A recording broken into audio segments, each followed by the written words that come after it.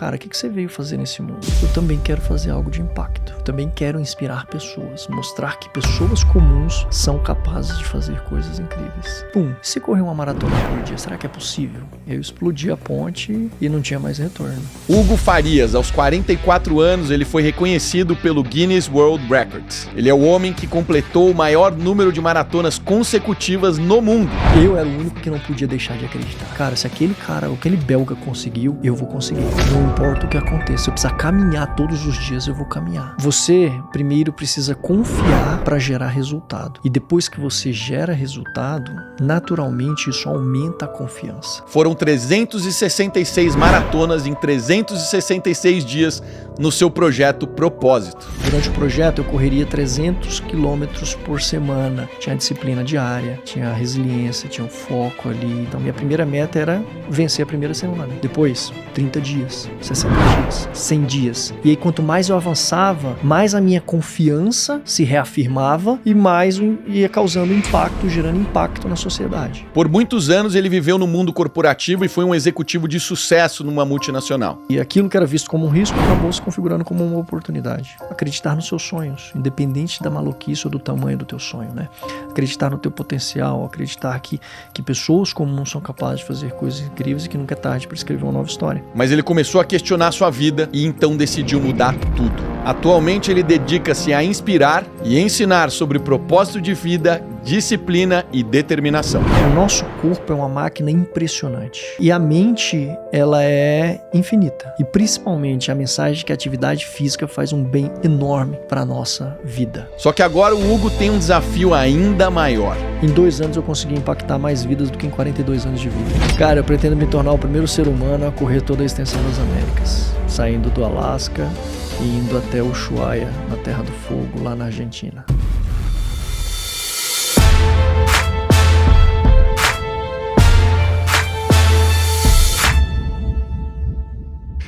Hugo, me conta, cara, o que era a sua vida pré esse desafio gigantesco aí que você inventou? Pô, é uma vida de um executivo de tecnologia no mundo corporativo. Meu dia a dia se resumia a acordar de manhã cedo, colocar as crianças na escola, às vezes nem isso, né, na van escolar. Pegava o carro, ia, moro em Americana, interior de São Paulo, pegava o carro, vinha para São Paulo, atendia meus clientes, voltava para casa tarde da noite, pegando estrada novamente, às vezes dormia aqui em São Paulo, dependendo da situação. Eu tinha uma função executiva, né, de vendas comercial, então era normal ter uma rotina de trabalho bem puxada, trabalhar assim fácil, mais de 10, 12, 14 horas por dia. Isso nunca foi um problema para mim, porque nesse mundo corporativo a gente busca crescimento profissional, a gente busca ascensão profissional, salário, exposição, cargos e tudo mais. Então essa era a minha vida e eu busquei isso ao longo de muito tempo. Só que chegou um momento que eu falei assim, acho que não é mais isso que eu quero. Você trabalhou na mesma área que eu, que é o mundo de tecnologia, né? Foi a vida inteira você trabalhou nesse mundo? Eu me formei em tecnologia, em processamento de dados, comecei na carreira técnica, desde analista de sistemas, suporte técnico, fui migrando para a área de gestão de serviços ao longo desse período de 22 anos trabalhando com tecnologia. Então, por volta de 2011, mais ou menos, já fui para a carreira de gestão. Dentro da IBM sempre tinha carreira em Y, né, técnica ou de gestão. Migrei para gestão e aí foi onde eu tive um maior crescimento profissional. E para você foi tranquilo transicionar assim para a área de vendas? Porque normalmente quem é de tecnologia é mais introspectivo, que é o meu caso. As pessoas me veem aqui e acham que não, mas eu sou um cara mais introspectivo e tal. Como foi para você? Para mim foi bom. Eu não me imaginava na área de vendas, mas foi um movimento que foi acontecendo.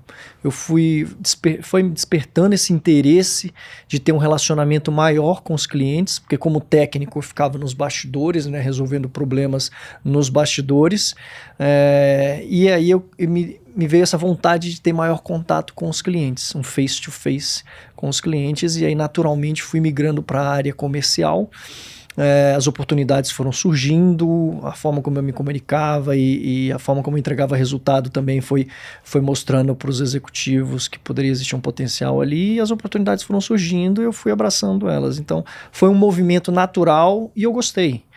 Gostei desse dia a dia, era exigia muita responsabilidade, porque lidar com o cliente te exige muitas competências, né? De saber lidar com pessoas, de se comunicar, saber com quem você está falando. A mesma coisa que se você vai passar uma mensagem, você fala diferente com o time técnico, diferente com gerência, diferente com C-level.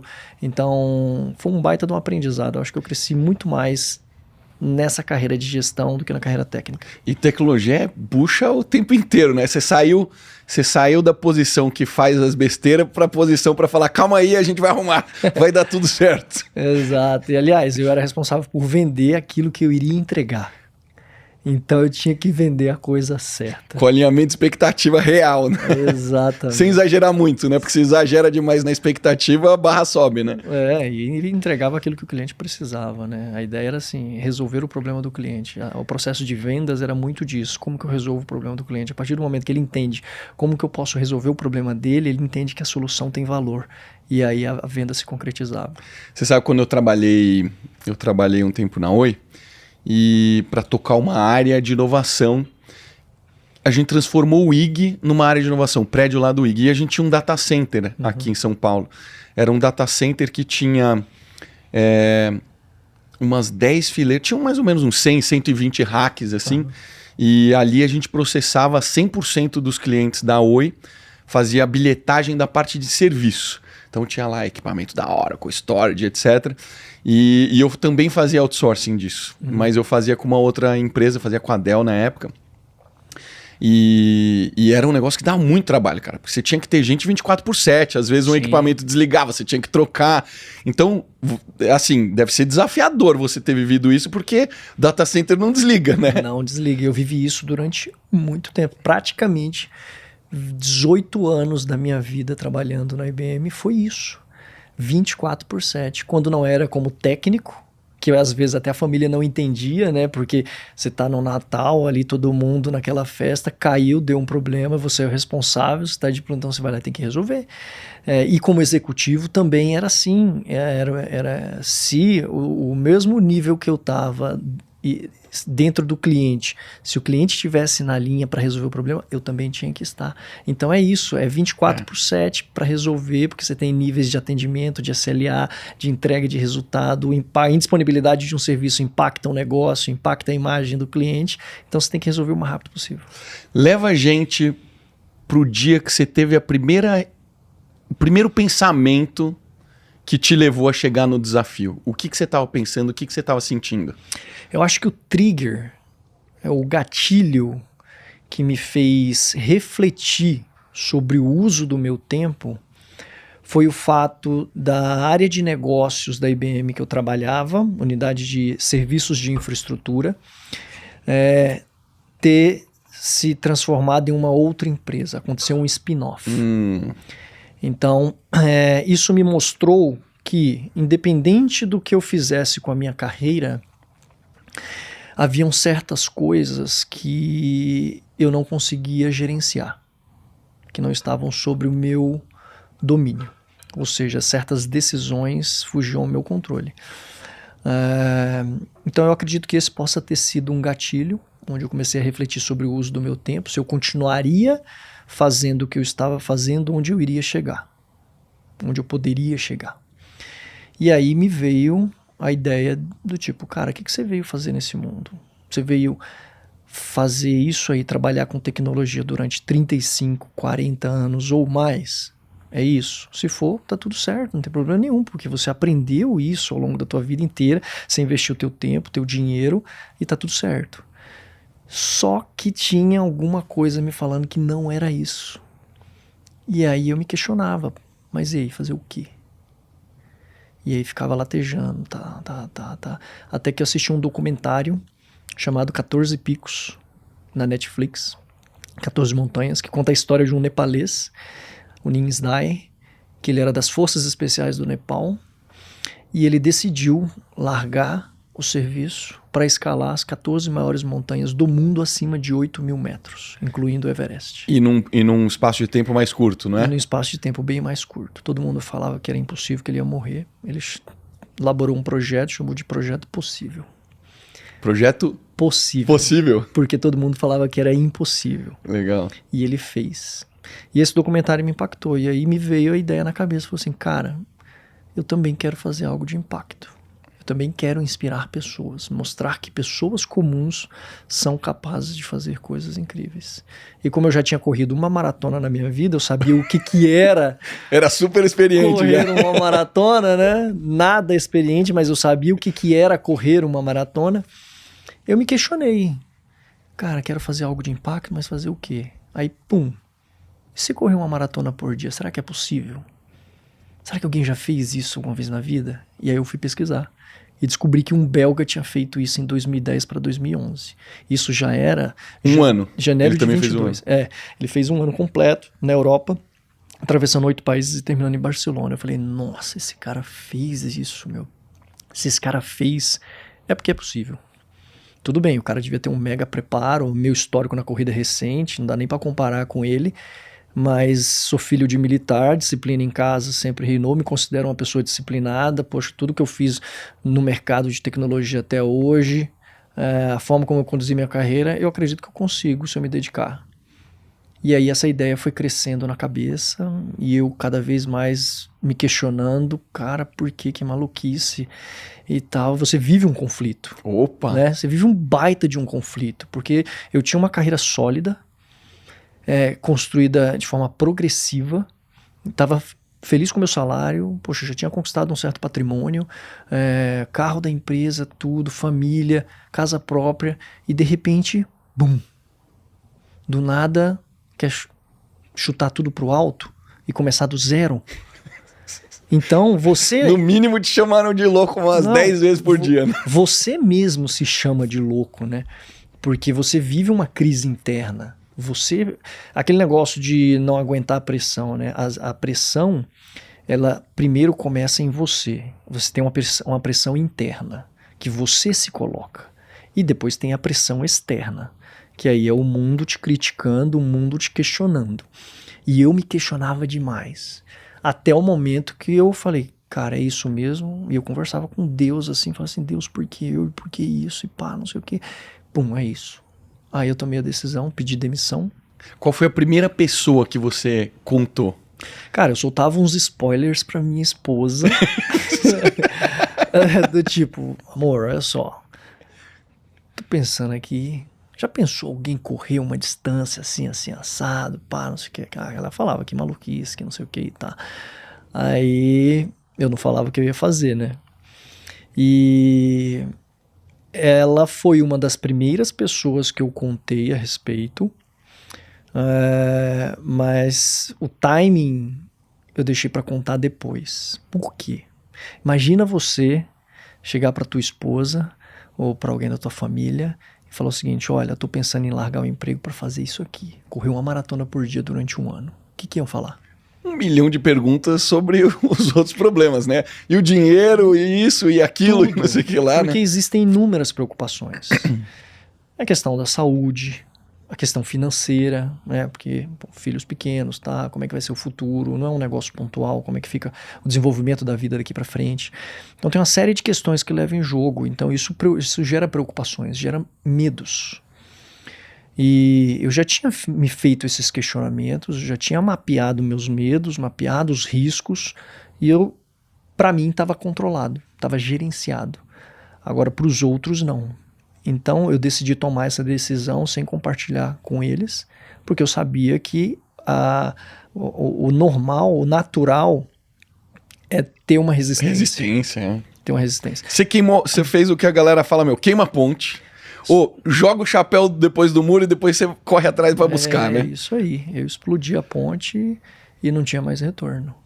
uma pausa rápida para falar do nosso patrocinador deste episódio, que é o Espaço Volpe. Eu sou o Dr. Thiago Volpe, ex-atleta, médico nutrólogo e empresário. E os meus atendimentos são direcionados para pessoas que, como eu, buscam viver em alta performance física e mental. O Espaço Volpe é o maior e mais avançado centro de nutrologia e especialidades relacionadas à medicina do estilo de vida. Aqui te ajudamos a alcançar seu máximo potencial E ter mais progresso na sua vida. Escaneie o QR Code que aparece nessa tela ou clique no link da descrição desse episódio que você vai ter acesso a uma condição super especial. Segue aí no episódio. E, Essa convicção de que esse era o caminho veio de Deus? cara, eu não sei se veio de Deus, mas eu conversei demais com ele. Converso até hoje. E eu me falava assim, pô, se é para ser isso, pô, que eu seja a sua ferramenta de transformação aqui. E eu acho que é isso que está acontecendo. Porque o que eu consegui fazer, considerando as minhas condições, né, no esporte, meu histórico esportivo, era pouco provável de ser bem sucedido. Mas eu me cerquei de uma equipe para justamente trabalhar quando fosse necessário alguma lesão ou algum Você era um risco. líder, né? Você sabia como montar um time para te proteger, né? Eu gerenciei várias equipes, eu sabia montar uma equipe. Assim, o problema não é montar uma equipe, eu acho que a maior dificuldade, o maior desafio é você fazer a equipe trabalhar de forma integrada. Porque cada um tem um trabalho Cada um isolado, tem né? a sua especialidade, está acostumado a trabalhar de forma independente, então fazer eles trabalharem de forma colaborativa demorou, mas isso aconteceu no momento mais crítico, e aí isso foi bom, mostrou que estava no caminho certo, né? Antes de você avançar um pouco, me conta um pouco como foi conversar com a sua esposa, cara, depois que você já tinha queimado a ponte. Bom, eu pedi demissão no dia 18 de abril de 2022 e no dia 20 a gente viajou para Recife para um congresso de dermatologia, que ela é dermatologista. Ela é médica. Ela é médica. E aí a gente chegou, fomos para a praia, colocamos uma cadeira lá embaixo do guarda-sol, falei, amor, preciso te falar um negócio. Meu Deus. Cara, ela quase quis me matar, né? Porque... e assim, eu entendo, eu me preparei para isso. Imagina, um casamento de 16 anos, onde a gente sempre foi muito cúmplice, né, companheiro um do outro. Eu sempre a apoiei em todos os desafios dela, em todos os sonhos dela. Então, quis vir para a residência. A gente se conheceu antes dela ser médica, ela era estudante. Passou na residência médica em São Paulo, a gente morava no interior de São Paulo. Vamos para São Paulo? Vamos. Pedir transferência na empresa. Moramos em São Paulo, as crianças nasceram, vamos para o interior, vamos voltar? Vamos, pego transferência da empresa de novo. Quero construir a clínica, vamos construir a clínica, pá. Então assim, todos os sonhos dela, que eram os sonhos tradicionais, eu sempre apoiei. Agora o meu era um pouco incomum, né? Eu sabia que ia haver uma certa resistência, mas eu confiava que ela me apoiaria. Por essa cumplicidade, né? E da gente valorizar muito a família. A família para mim sempre foi a coisa mais importante. E eu sabia que o meu casamento não estaria em risco. Às vezes as pessoas me perguntam, você recomenda fazer isso? Eu falo, olha, calma lá. Depende muito de pessoa para pessoa. Cada caso é um caso. Cada caso é um caso. Eu sabia exatamente o que eu estava fazendo. Então, eu tomei essa decisão unilateral de pedir demissão sem falar com ela, porque se eu dependesse da aprovação dela, dos meus pais, do meu sogro, cara, ninguém iria aprovar. Então, alguma coisa dentro de mim falava, tem que ser e tem que ser agora. E aí eu fiz. E aí eu comuniquei para ela naquele dia na praia. Nossa, aí demorou um tempo, viu? Demorou alguns meses aí para aceitar. Porque, primeiro, veio a preocupação com a minha saúde, por ser médica, veio a preocupação financeira. Poxa, será que tudo vai ficar nas minhas costas agora? Como é que vai ser o futuro da família? Você cortou sua fonte de renda, como é que vai ser? Depois eu mostrei o plano, a quantidade de dinheiro que eu tinha, o quanto que era o custo da família, eu ia manter minhas responsabilidades como pai e marido, do ponto de vista financeiro, tinha uma grana que eu reservei para tocar o projeto, caso eu não conseguisse patrocínio, e de fato não consegui. Não conseguiu? Não. E aí eu falei assim, olha, esse dinheiro aqui é suficiente para eu construir a minha nova história durante X tempo. Eu tenho que construir essa nova história durante X tempo. e começar a ganhar dinheiro através dessa nova história. Até lá. E eu ainda estou vivendo isso, né? Ainda estou passando por esse processo. Então eu mostrei qual era o plano.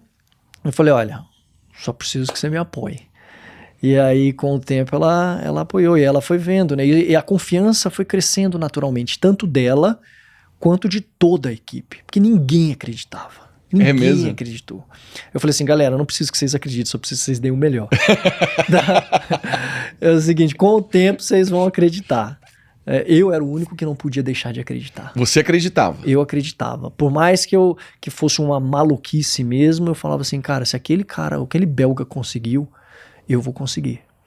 Não importa o que aconteça. Se eu precisar caminhar todos os dias, eu vou caminhar. Mas vai dar certo.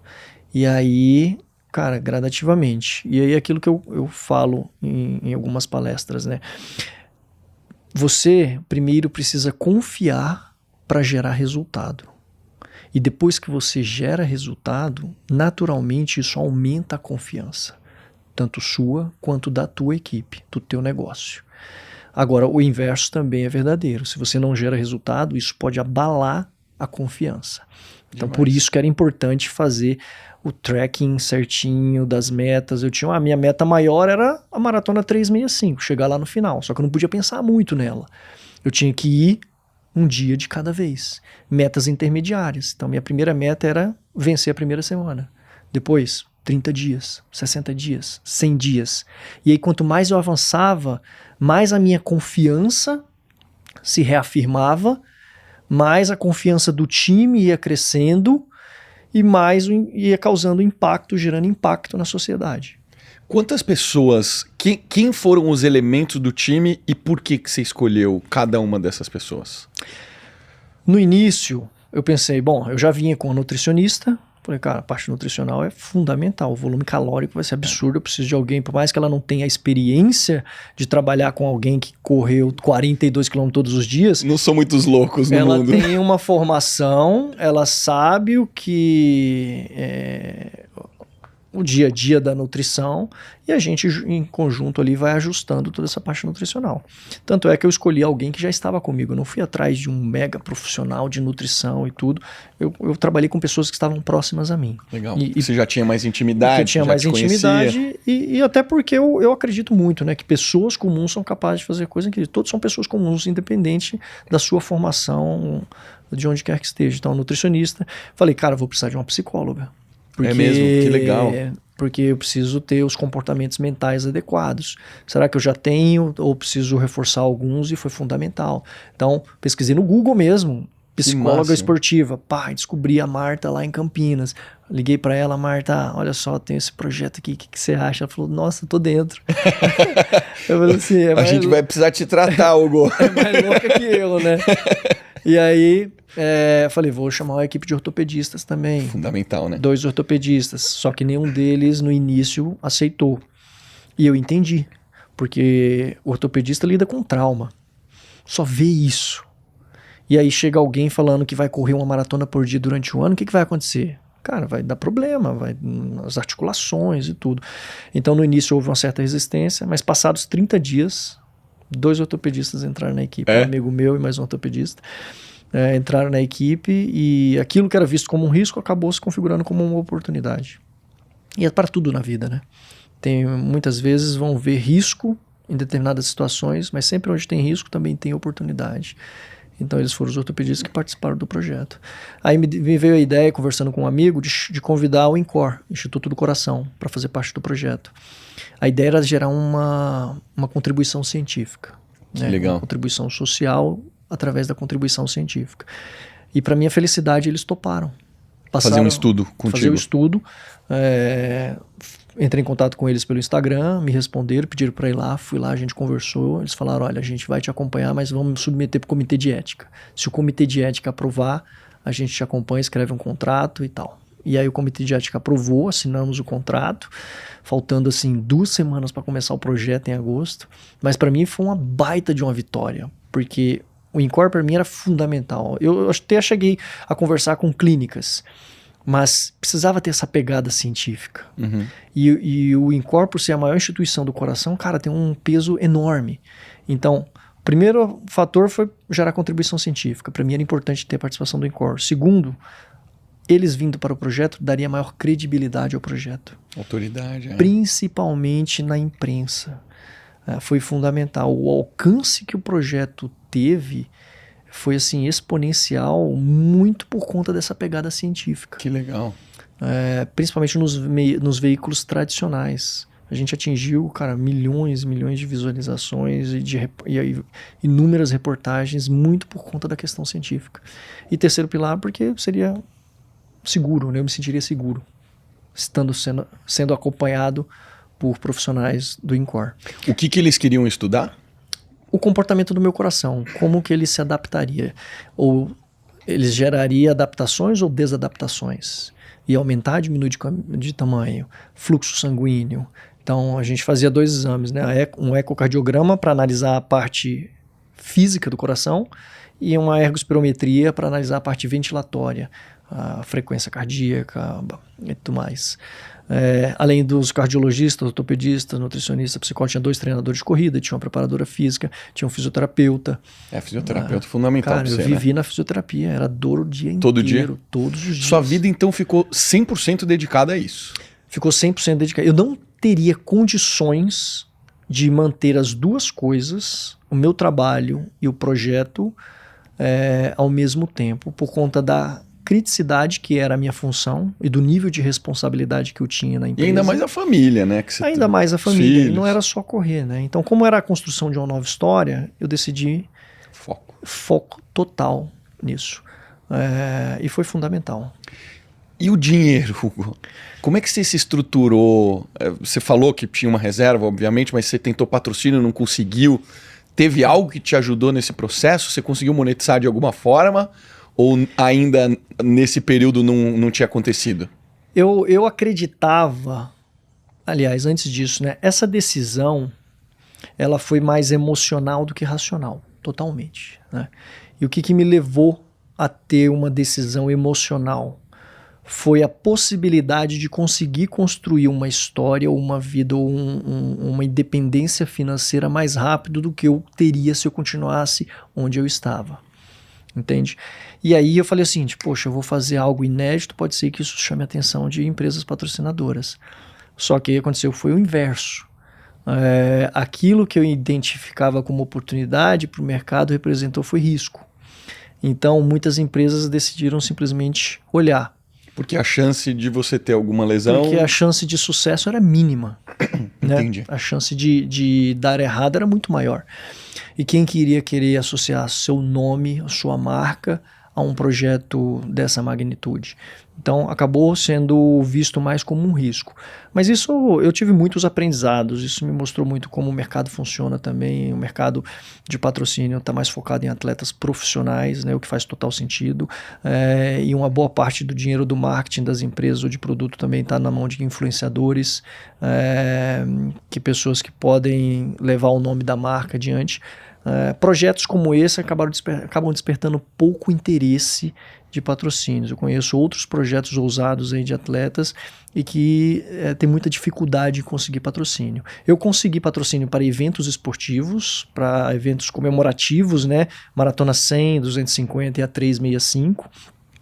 No finalzinho do projeto eu consegui uma grande parceria com um supermercado São Vicente lá de Americana, e ele me patrocina até hoje. Que então legal. Eles acreditaram nessa história e continuam acreditando, são um grande parceiro. Eu conheci bastante gente do mercado e o mercado acabou me conhecendo também. E hoje como que eu monetizo isso, né? Além desse patrocínio que eu tenho, eu escrevi um livro. Então o livro ajuda, ele não traz retorno financeiro, mas ele acaba levando essa mensagem adiante, né? Porque mais do que quilômetros percorridos, é uma história que fala sobre acreditar nos seus sonhos, independente da maluquice ou do tamanho do teu sonho, né? Acreditar no teu potencial, acreditar que pessoas comuns são capazes de fazer coisas incríveis e que nunca é tarde para escrever uma nova história. Então, eu com o livro eu levo adiante, palestras também, palestras tanto para empresas, mundo corporativo, porque conecta, né? Eu venho desse mundo, eu vejo que o que eu fiz leva mensagens também para as pessoas acreditarem nelas mesmas, acreditarem no sonho delas, terem disciplina, foco, saberem cuidar da carreira delas. E eu também estou lançando uma turnê de palestras pelo Brasil, onde eu vou levar essa mensagem para a gente espera atingir aí 5.000 pessoas em 25 palestras. Que máximo! Vai rodar o Brasil inteiro? Várias cidades no interior de São Paulo, o meu alcance está maior no interior de São Paulo, mas a gente vai rodar o Brasil inteiro. Até o final do ano, aproximadamente 25 palestras em várias cidades. Vou começar em Brasília, dia 25 de julho agora. Quase, tipo uma por semana, assim. Tem mais. Tem tipo uma por semana, 4, 5 por mês de turnê. Vou para Campo Grande, Curitiba e várias cidades do interior de São Paulo, inclusive a capital. E continua no ano que vem também, essa turnê, antes de iniciar um outro desafio. Cara, muito legal. Me conta um pouco do seu treinamento, porque toda vez que você decide fazer uma maratona, você tem que se preparar, não é só chegar e fazer uma maratona. Quanto tempo se prepara para fazer 365 dias de maratonas? Cara, eu não parti do zero. Eu tinha feito uma maratona em 2019, depois da maratona eu embarquei no triatlon. Então eu fiz triatlon de 2020 a 2022, teve o período da pandemia, conseguia treinar sozinho ali. Do momento que eu decidi que era isso que eu queria fazer, eu comecei a treinar por conta a partir de abril de 22 e treinei até agosto dedicado. Então eu pedi demissão em abril, maio eu saí, fiquei dedicado a isso, montei a equipe e aí eu treinava de manhã e à tarde. E os treinadores montaram uma planilha de treino que me permitisse chegar preparado para aguentar a primeira semana. E o que era esse treinamento? Treinava praticamente todos os dias, de manhã e à tarde, volume, aumento de volume de corrida, fortalecimento muscular também. Em academia mesmo, peso, então era um fortalecimento até para regular a carga nas pernas, né? Porque a gente tem assimetrias musculares. Fiz biomecânica da corrida, vi que minha perna direita era um pouco mais fraca que a esquerda, intensificamos o treinamento da perna direita para nivelar, aumentamos o volume de treino. Durante o projeto eu correria 300 quilômetros por semana, então em treinamento eu cheguei a fazer 200, 2/3. Então isso me permitiu chegar preparado. Acho que o maior desafio que a equipe imaginava era eu aguentar a primeira semana. E acabou que eu passei pela primeira semana bem. Minha frequência cardíaca batia ali em média 140, eu corria para 4 horas. Ah, legal. Você fazia num pace bem... Não exagera, né? Senão estoura, né? Exato. Meu objetivo não era performance, era resistência. Até porque era longo. Volume. Isso deve ter sido um desafio para você, porque quem faz triatlo normalmente é a melhor performance dentro daquela metragem, né? E eu sabia que eu não podia, então eu ficava segurando. Teve várias vezes que deu sub 4, mas eu ficava segurando ali porque a ideia era manter. Fazia gelo todo santo dia. Todo dia você fazia também? No inverno, gelo, porque aí ele contém, né, qualquer processo inflamatório, então ele ajudava muito a recuperar fazia muita diferença no processo de recuperação. E você fazia liberação miofacial, essas coisas, massagem? Fazia liberação miofacial 2 vezes por semana, alimentação balanceada, 5.600, 6.000 calorias dia. Quanto? 5.600 a 6.000 calorias dia. Cara, não é fácil comer tudo isso. Não, chegou até uma hora que a nutricionista falava, vamos colocar mais 2 colheres de arroz. Eu falava, fia, não aguento mais. Não cabe mais. Não cabe mais, vamos colocar um hipercalórico, um Megamés e a gente ajusta a alimentação da tarde, inclui isso aí e deu certo. Não colocava umas coisas mais, tipo assim, uns doce de leite moço? Às vezes colocava um doce de leite à tarde, assim, com uma bisnaguinha ou com pão, mas eu evitava comer muito doce. Era uma alimentação bem balanceada. Você fazia limpa, uma alimentação mais limpa, o que é mais difícil ainda, né? É mais difícil, era volume. Então no almoço era arroz, feijão, batata, carne. Carboidrato era 65% da dieta era carboidrato, 30% proteína, uns 5, 10% aí gordura, que era castanhas, azeite. Então E hidratação? Hidratação, durante a maratona, 2,5 litros a 3,5 litros de líquido, água ou isotônico, dependendo do período. Durante a prova? Durante a prova. E mesmo assim eu ainda emagrecia 1,5 kg Que loucura. por dia. Aí conseguia repor ao longo do dia, que era repor mais a hidratação, né? Você tinha um horário fixo que você gostava de fazer? Era importante ter o horário fixo até por conta da rotina, né? Então, o impacto... o tempo de descanso também, né? O impacto na vida da família. Então, como meus filhos estudam na parte da manhã, Eu liberava eles para a escola e já começava a correr. Minha esposa depois ia para o trabalho, então era o meu trabalho, né? Logo cedo. Virou meu Você ia trabalho logo trabalhar. cedo. Então eu chegava, já fazia todo o meu processo de recuperação, almoçava com eles. Aliás, meu tempo de qualidade com a minha família melhorou demais. Eu imagino. Fiquei ausente, óbvio, em alguns momentos, viagens longas, que foram 2, então não pude ir. Quando eles voltaram da primeira, a gente foi pra praia, corri na praia, 42 km na areia. Nossa. E aí, nesse dia, me gerou uma lesão. Foi a lesão mais séria do projeto. Foi a lesão mais séria? Foi o dia que eu não analisei muito bem o risco, achei que dava tudo bem correr ali na areia da praia, só que tinha uns canais que eu precisava ficar pulando, e isso me gerou uma lesão na virilha, que foi uma pubalgia. Caramba. Aí eu precisei caminhar durante 5 dias, os 42 quilômetros. Então o tempo de prova aumentou para 10 horas por dia. Caminhava segurando um gelo na virilha aqui, ó. Sentindo dor. Sentindo dor. Nesse momento a equipe me medicou, né? Porque assim, as dores que eu sentia naturalmente eram dores musculares. Então eu não tomava remédio para isso. Eu convivi com a dor. Agora essa dor era uma dor aguda, muito forte. Aí tive que tomar a injeção. Então a equipe montou um protocolo de medicação lá, eu tomei a injeção, aí a dor sumiu, mas a lesão estava lá. Então a gente optou por fazer uma recuperação ativa. No início a equipe ficou preocupada, querendo cancelar o projeto ou não. Eu pedi para poder caminhar e ia alimentando eles com as informações. E se em algum momento vissem que podia representar algum risco futuro à minha saúde, alguma sequela, a gente interromperia. Mas aí felizmente deu tudo certo. O processo de caminhada, de recuperação ativa, gelo, tudo. Cara, foi disciplina. Tinha que ser disciplina em tudo. Eu imagino. E assim, as pessoas me perguntam, pô, nunca essa pessoa ia desistir? Cara, não tinha essa opção. Mas você não pensava? Porque às vezes eu chego no gelo, especialmente quando tá muito gelado, eu falo assim, eu até falo com o Felipe que edita meus vídeos, eu falo assim, Felipe, quem que foi inventar essa porra de entrar no gelo quando tá 15 graus, 12 graus? Cara. Você não teve nenhum momento que você falava assim, cara, não que você não vai fazer, eu não vou deixar de fazer, eu vou fazer, mas que eu falo assim, quem teve essa ideia... Hoje, por exemplo, como eu não tenho mais a necessidade do projeto, eu já nem faço. Eu me permito não fazer. Mas quando você tem um projeto específico e quando a tua vida depende disso,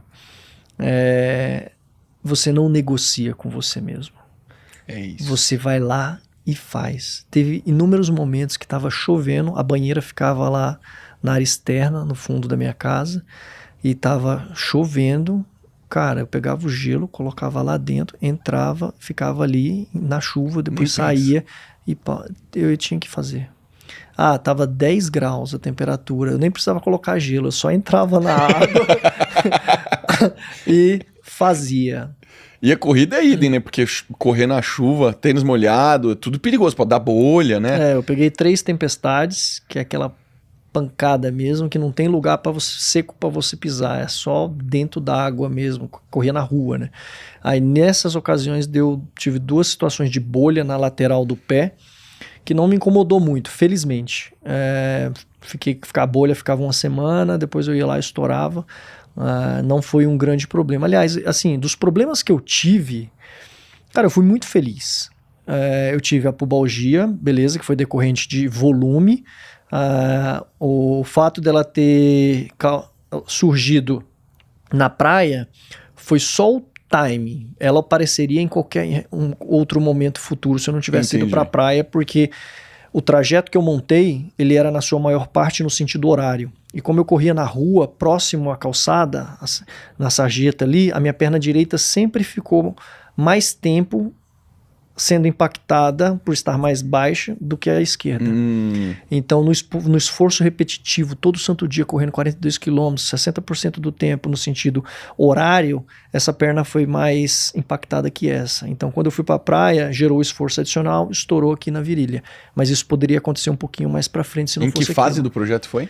Maratona 150. 150, bem quase na metade. Aí a pubalgia foi tudo em conjunto, né? Eu não me incomodou na corrida, ela me incomodava se eu engasgasse, porque eu comia rapadura, bananinha, mel, gel, como fonte de carboidrato durante a corrida, e aí às vezes você engasgava ali, comendo rapadura ou bebendo água, cara, aí você tem que abaixar, porque a dor é insuportável. Aí depois você continua.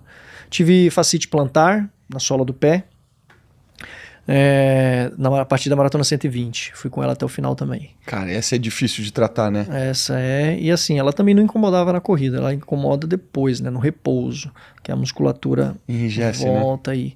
Então assim, aprendi... O processo foi doloroso, mas você aprende a conviver com a dor. E é uma dor que você sabe que ela é temporária. Tinha um propósito maior. Eu achei muito legal você ter se preocupado em ter trazido alguém para te treinar mentalmente. Me conta como foi essa experiência, assim, o que vocês conversavam, como que era a frequência de encontro de vocês?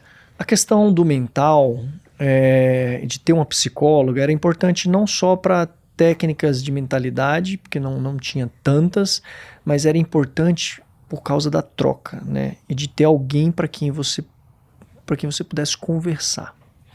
Porque tinha certas coisas que eu não podia conversar com a minha esposa. Porque eu já tinha gerado uma instabilidade em casa. Entendi. Né? Eu gerei uma instabilidade emocional, porque o homem é visto como o pilar financeiro, por mais que ela seja médica, bem-sucedida e tudo, o homem é visto como um pilar financeiro dentro de casa e um pilar emocional também. Um porto seguro, né? Um porto seguro. Então eu sempre fui um porto seguro dentro de casa. De repente, eu meio que, parei de ser esse porto seguro. Isso gerou um impacto emocional na minha esposa e eu tive que saber lidar com isso. Gerou um impacto financeiro também. Por mais que eu tivesse dinheiro ali, você fez a pergunta, né? Eu acabei não respondendo. O meu planejamento financeiro, eu usei a minha previdência privada. Tudo aquilo que eu acumulei ao longo de 22 anos, eu comecei a utilizar o dinheiro do futuro para construir o presente. E construir a minha nova história. E eu continuo construindo. Uhum. Então isso também trouxe uma instabilidade financeira. Do tipo, e aí? Será que vai dar certo? Será que não vai dar? Sempre ficava pairando aquela dúvida. E eu também tinha as minhas dúvidas naturais, né, do processo, né? Você está no meio do projeto, e aí, estou no caminho certo, não estou, você se questiona, onde será que vai dar isso? E certas coisas eu não podia conversar com ela, senão ia gerar mais instabilidade emocional nela. Então, era importante ter uma psicóloga para que eu pudesse voltar para o meu eixo, né, me manter um controle emocional correto e me permitir ir até o final. Essa consciência você teve desde o começo, cara? Porque é muito legal você ter essa consciência. Eu não sei se todo mundo teria a capacidade de poupar a esposa, né? Cara, surgiu naturalmente. Desde o início eu pensei em trazer uma psicóloga, assim. Ela mesma nos depoimentos ela fala, a gente começou a trabalhar em maio, logo depois que eu saí da IBM mesmo, a gente já começou um trabalho. Ela trouxe algumas ferramentas legais, ela trouxe um exercício mental que o Alonso fez, o Fernando Alonso, né, da Fórmula 1. Um repórter uma vez foi fazer uma entrevista com ele e falou o seguinte: você consegue mentalmente fazer esse trajeto do circuito aqui no mesmo tempo? Aí ele falou, acho que eu consigo. Aí o repórter deu o volante para ele fechou os olhos assim, aí ele foi indo, pá, e fazendo o trajeto, acelerando, pá, não sei o que. Depois que terminou, ele colocou o volante em cima da mesa, aí ele falou, fiz em 1 minuto e 31. Aí o repórter deu 1 minuto e 31. Então, visualizar o trajeto, né? A gente fala muito de você se visualizar. Eu me visualizava chegando na Maratona 365. É importante você visualizar atingindo os seus sonhos. E eu me visualizava atingindo a Maratona 365 e antes de começar o projeto, eu comecei a treinar todo o trajeto. E eu visualizava o trajeto, fazendo o trajeto mentalmente. E era sempre o mesmo trajeto. Por quê? Sempre o mesmo. Porque mentalmente a minha cabeça já sabia a dificuldade que ia encontrar, tinha os pontos de parada, então naturalmente em 365 dias quantas dor de barriga você vai ter? É lógico. Então para pegar água também tem os pontos de apoio para pegar água, para hidratação. Eu vi que você fez, depois algumas pessoas começaram a te acompanhar, mas você começou sozinho, eu imagino, né? Eu me preparei para ir sozinho, porque eu não sabia o quanto que isso poderia gerar de engajamento. Eu sabia que geraria um certo engajamento, porque não era só correr, né? Tinha um resto. Tinha a disciplina diária, tinha a resiliência, tinha o foco ali, então eram muitas mensagens. E naturalmente, o fato de fazer um trajeto único gerou engajamento. As pessoas já sabiam onde que eu ia passar. Tinha a barbearia lá que o cara toda hora já sabia o horário que eu tava passando ali. E depois que eu parei, ele falou, pô, velho, você precisa voltar a correr, porque eu já engordei de novo só de você ter parado de correr. Que máximo, cara. Cara, foi muito legal. Enfim. Quando que você começou a ter pessoas te acompanhando, assim, querendo participar um pouquinho disso? Olha, desde a primeira semana surgiram pessoas dispostas a acompanhar. Muitos, óbvio, por curiosidade. Desconhecidos ou conhecidos? Desconhecido. Desconhecido. Cara, tinha vizinho de dentro do condomínio que eu não conhecia e na primeira semana ele ficou sabendo e falou assim, cara, eu vou contigo. E a gente virou uma baita amizade, somos super amigos. E surgiu por causa disso, do projeto. Então, amigos próximos, que no início também não acreditavam, curiosos, né, da cidade, e que embarcaram também, começaram a acompanhar. Muita gente se afastou, óbvio, natural. Amigos ou colegas se afastaram porque acharam que você é maluco mesmo, né? Mas faz parte. Mas desde o início eu me surpreendi. Apareceram pessoas dispostas a fazer parte, né, da jornada. Você, desde o começo, pensou em produzir conteúdo? Não, aliás, isso foi uma grande dificuldade. Eu mapeei que seria necessário gerar conteúdo, só que não é um negócio que acontece assim. Né? Eu não tinha essa experiência, aliás, não tenho até hoje, eu não sou um produtor de conteúdo como muita gente faz com maestria. Eu tenho uma certa dificuldade, mas eu sabia que seria necessário. Eu fiz do jeito que eu achei que precisava fazer. Natural. Sou muito mais você natural. Mesmo. Assim, eu filmava de forma amadora mesmo, filmava ali os trajetos. Acabou que isso me ajudou no processo de certificação para o Guinness, porque uma das exigências era o seguinte, eu ter registros de vários momentos de cada maratona. Então eu sempre registrava o início, pedaços ao longo da maratona e o final. E precisava mostrar que deu 42. E o relógio era o GPS, né? A informação de GPS, que era um dos itens que eles pediam, o GPS calibrado. Então eu corria com 2 relógios. Caso um desse problema, estava garantida a informação com o outro. Então eu mandei 366 registros de relógio para o Guinness, mandei mais de 1.500 fotos, mais de 1.500 vídeos, mais de... todas as reportagens, mandei também relatórios de testemunhas que eles pedem. Marcelo Toledo, eu acompanhei o Hugo assim, assado, nas no maratonas tais e tais, começamos assim, você fazia o seu relatório, o seu testemunho, enviei vários testemunhos para eles lá também, porque imagina, o Guinness recebe informação do mundo todo, para inúmeros tipos de recordes. E eles não têm juízes para ficar validando tudo isso. E no caso do meu projeto, 366 dias, não tem nem como. Sai caríssimo, né? Exato. E aí, como que ele faz isso? Ele depende de evidências. O máximo de evidências possíveis para saber se ele confia naquelas evidências ou não. Então, felizmente, demorou 8 meses, mas... 8 meses para eles avaliarem os dados? Para eles avaliarem. Mas você tinha esse plano desde o começo? Desde o começo, antes de iniciar, eu me registrei antes de iniciar o projeto. Falei, bom, será que existe algum recorde de maratonas consecutivas? Aí eu descobri que tinha. Desse cara? Não, ele não registrou. Ele não registrou? Não registrou. O recorde era 52 maratonas. É mesmo? Depois pulou para 89 no indiano.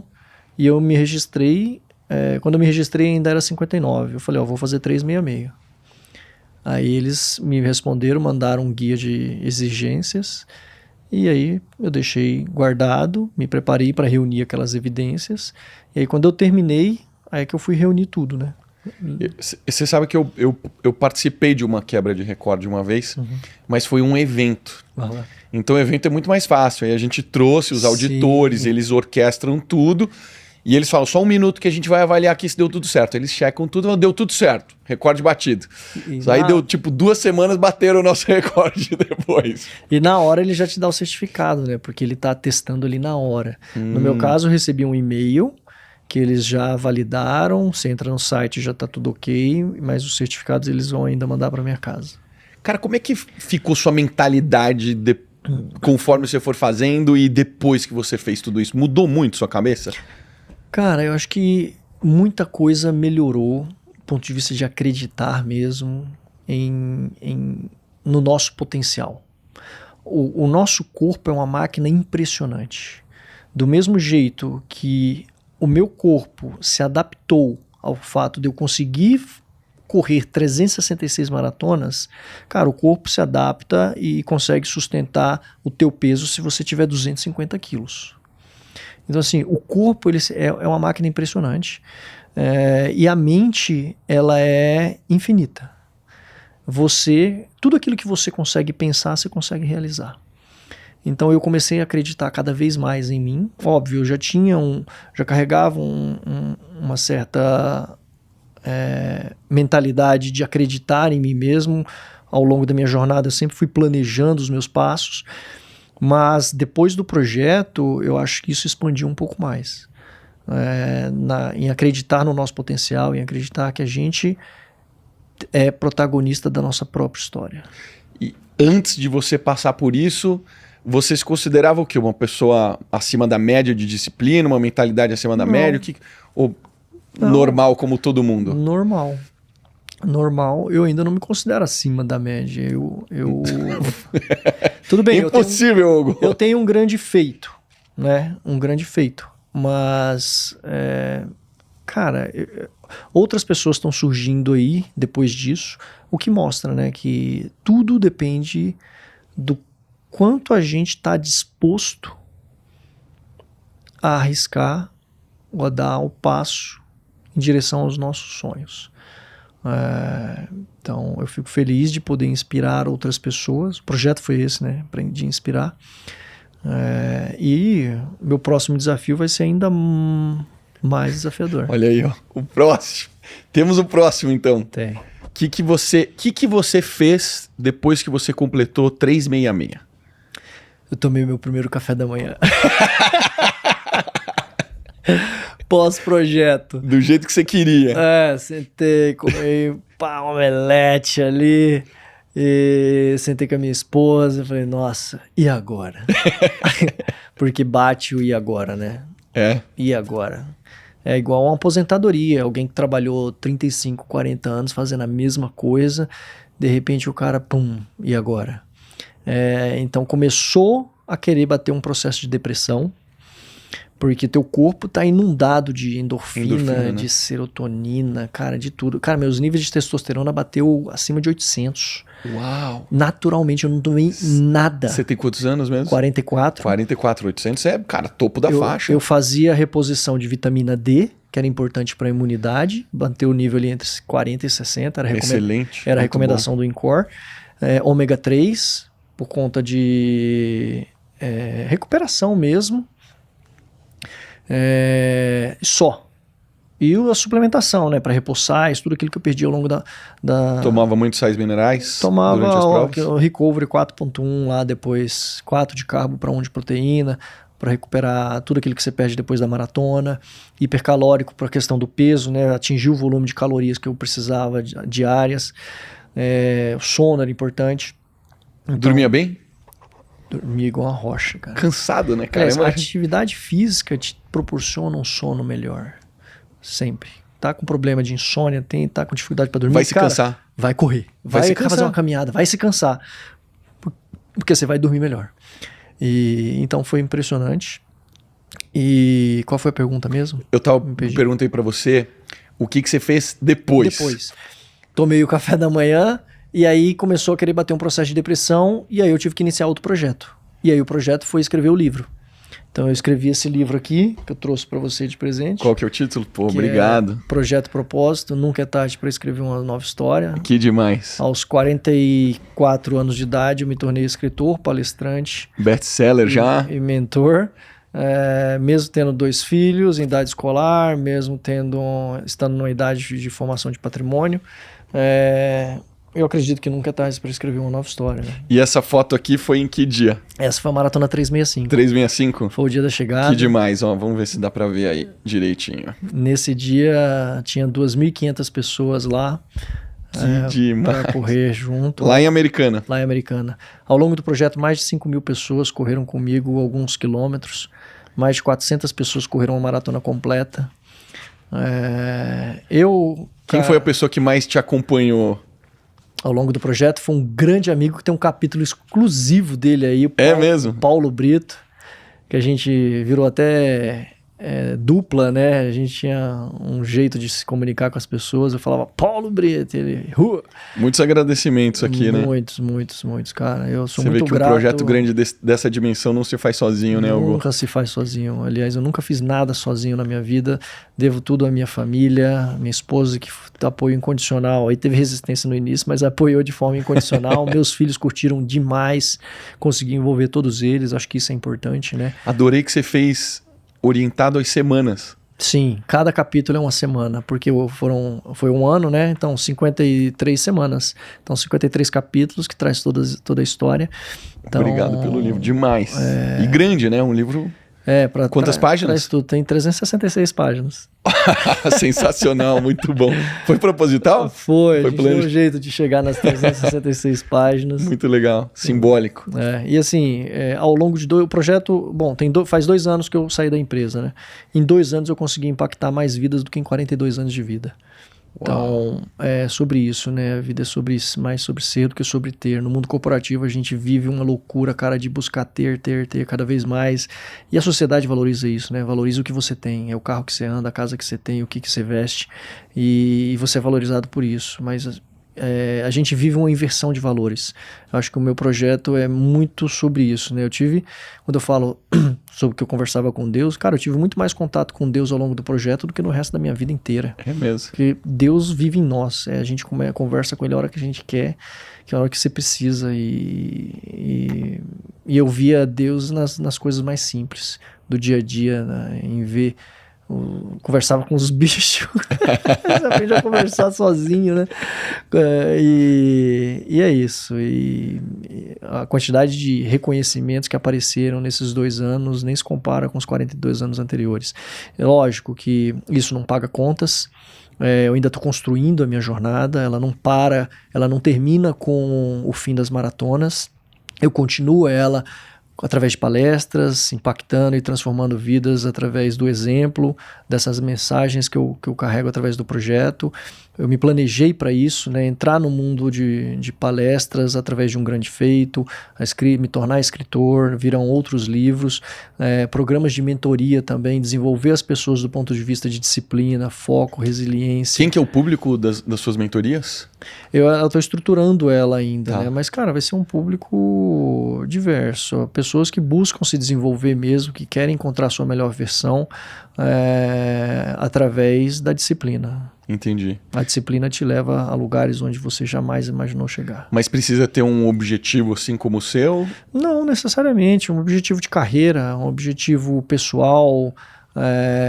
ou a pessoa simplesmente tem dificuldade em acreditar nela mesma, a pessoa que duvida da capacidade dela, ela é uma pessoa que não tem o costume de terminar o que começa. Enfim, são N características que dá para trabalhar dentro de empresas, inclusive. Poxa, uma equipe que não está conseguindo atingir resultados, como que a gente faz para essa equipe confiar mais nela mesma e gerar resultados? Então a gente está estruturando isso para levar tanto para pessoas físicas quanto para pessoas jurídicas. Muito legal. E você falou que já está arrumando mais confusão. Tô mais. Qual que é a confusão que você... Minha esposa não quer nem ouvir falar disso. Cara, eu pretendo me tornar o primeiro ser humano a correr toda a extensão das Américas. Toda a extensão das Américas. Saindo do Alasca e indo até Ushuaia, na Terra do Fogo, lá na Argentina. Caraca, cara. Quem que já fez esse trajeto? Ninguém. Nem de carro? Não, de carro, moto, trailer. Eu lembro que teve algum documentário que eu vi de motos elétricas ou carros elétricos que eles fizeram algo parecido. Sim, acho que de carro tem, de Jeep, de trailer. E foi um perrengue de carro, eu tô imaginando como vai ser correndo. Eu pretendo fazer correndo. É um projeto de 8 meses. Uau! Correndo 100 km por dia. 100 km por dia? Caraca, você dobrou bem a meta, hein? Por que 8 meses? Porque não dá pra... Eu teria que ultrapassar o período de 1 ano. Não dá pra começar em janeiro no Alasca, por exemplo, porque é muito frio, menos 30 graus, alguma coisa assim. Então tem que começar mais próximo do meio do ano. E para terminar ainda dentro do mesmo ano, teria que dar ali, começar no máximo em maio para terminar em dezembro. É claro que o prazo não é o fator mais importante, é um desejo terminar dentro do mesmo ano, começar e passar o Réveillon lá em Ushuaia, mas se acontecer algum problema, precisar ultrapassar esse prazo, não tem problema. Cara, e por que você não manteve o volume? Porque subir pra 100, cara, é uma outra maratona todo dia, né? Eu precisei parar, na verdade, né? Para me recuperar das lesões, senão eu poderia conviver com elas pro resto da vida. Entendi. Então a equipe médica falou, ó, agora você para. O que você teve que arrumar aí ao longo desse tempo? A fascite plantar, pubalgia. Todas essas ainda tiveram resquícios. Pubalgia leva de 3 a 6 meses, né? Então eu já tô sarado delas. Foi importante fazer a pausa.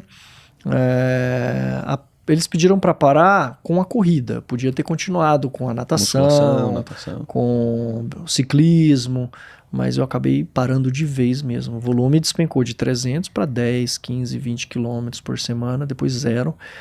E foi importante. Quanto tempo você ficou nessa? Fiquei 7 meses, quase que 100% parado. E agora eu retomei de um tempo para cá. Já corri 2 maratonas depois que eu retomei.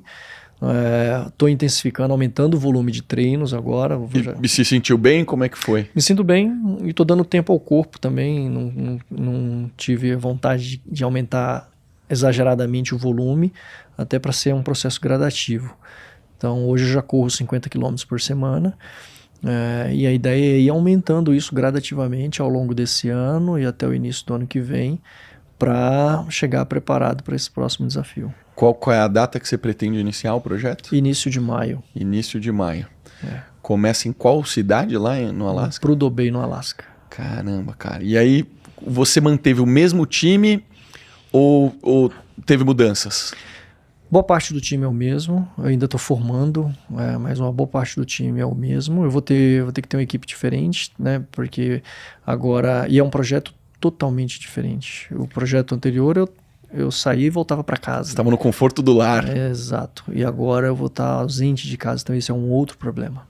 Então exige uma série de outros planejamentos, né? Por exemplo, agora eu estou fazendo um monte de mudanças em casa para não deixar problemas para minha esposa, trocando válvula hidra da casa que já tem 10 anos, trocando ducha higiênica, pintando a casa, trocando calha, fazendo algumas coisas. Fiz um tratamento dentário, um novo canal que eu não estava na hora, mas eu já antecipei. Não quero ter um problema dentário lá no meio. Então, eu vou ter uma equipe de solo comigo, vai ter que ter um motorista, vai ter que ter, porque a gente deve usar um trailer, né? Um trailer, pra você dormir para ter independência de hotel, essas coisas. Sensacional. Então, a ideia é ter um motorista, pode ser alguém já lá dos Estados Unidos ou algum brasileiro. Então, boa parte da equipe ainda vai ser montada. Vou precisar de uma equipe de filmagem. A ideia é a gente fazer um documentário também. Sensacional. Então estamos abrindo um projeto de lei aí para permitir que empresas possam participar com recursos estaduais ou federais. E a ideia é gerar um grande documentário. O próximo projeto é para gerar um grande impacto global. O projeto Propósito teve um alcance, cara, inimaginável, assim, do meu ponto de vista, né? Eu nunca imaginei que geraria esse alcance. E eu acredito que o projeto Américas pode ter um alcance ainda maior. Não, brutal, né? Ninguém fez isso e, cara, é uma loucura, né? E a mensagem que eu quero carregar com isso é o seguinte. Ninguém precisa correr, cara, uma maratona por dia ou 100 km por dia. E por que eu tô fazendo isso? Para mostrar que, cara, pessoas comuns são capazes de fazer coisas incríveis. Se tem um maluco que consegue correr esse tanto, você consegue fazer qualquer coisa. Você consegue atingir os teus objetivos, os teus sonhos. E principalmente a mensagem de que a atividade física faz um bem enorme para a nossa vida. A quantidade de pessoas sedentárias é absurdo. O Brasil é um dos países mais depressivos da América Latina. Isso eu não sabia. Então, a gente vive, esse mundo que a gente vive hoje, cara, que leva a gente por essa busca insaciável por ter, acaba levando muita gente para esse mundo da depressão, do sedentarismo. E é essa mensagem que eu vou carregar para o próximo projeto. Eu E de certa forma você estimula também as pessoas a pensarem, a repensarem suas vidas, né? Porque eu acho que a gente tem na sociedade esse movimento de manada, onde todo mundo meio que segue o padrãozinho, né? Sai do colégio, vai pra faculdade, aí trabalho, o melhor trabalho possível pro resto da vida para se aposentar. É isso. Cara, não precisa ser assim, né? É o modelo que a gente aprendeu, né? Eu comecei a questionar isso. Então, talvez seja essa a minha missão. Sensacional. Hugo, queria um compromisso aqui. Claro. Assim que você terminar esse projeto, você voltar para contar pra gente. Com certeza. E fica aqui meu agradecimento. Foi um prazer conversar contigo, com toda a sua audiência. E certamente estaremos aí de volta. Cara, obrigado por ter vindo lá do interior, que eu sei que dá trabalho de pegar a estrada. Parabéns, cara, pelo que você fez, pela mensagem que você está levando para o mundo e por ter coragem de ter continuado esse projeto. Cara, parabéns. Foi um prazer conversar com você. Valeu, obrigado. Obrigado, meu irmão. Você que ficou aí até o final, gostou desse episódio, então se inscreve. A maioria das pessoas que estão aqui não são inscritas. A gente impacta muita gente. Se você quer receber mais conteúdos como esse, se inscreve aí que ajuda a gente. Se você puder, dá um like. Se você estiver no Spotify, vai lá e classifica com quantas estrelas você achar que a gente merece. Beijo pra você e até a próxima semana.